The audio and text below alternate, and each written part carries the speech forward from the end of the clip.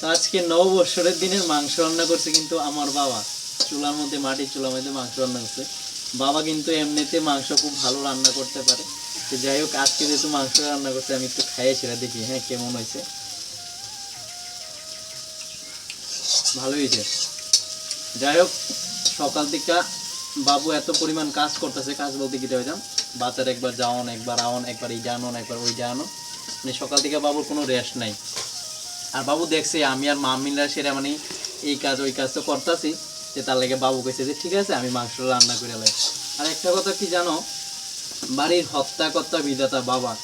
বাবা কিন্তু কোনোদিনও কইতো না যে আমি এটা পারতাম না বা ওইটা পারতাম না, মুখ বুঝা সেটা সব কিছু করে নেবে। আমার বাবাও সেম, তুমি যদি এই কাজটাতে করন লেগে, বাবু কোনো সময় না করতো না। বাবু কষ্ট হোক, বাবু কিন্তু করে লাগবো, মানে যে কোনো কাজ হোক।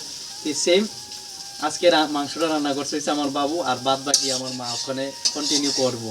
এই যে বাবু অলরেডি এখন এইদিকে বয়ে দিচ্ছে, মানে লাড়া টাড়া দিতেছে, কারণ মা ওই দিকে করতেছে, আমরা মানে 3টা চুলার মধ্যে এক লোক বয়ে আছে।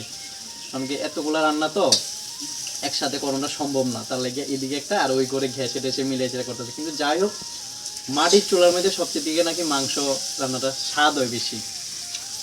এই যে দেখো।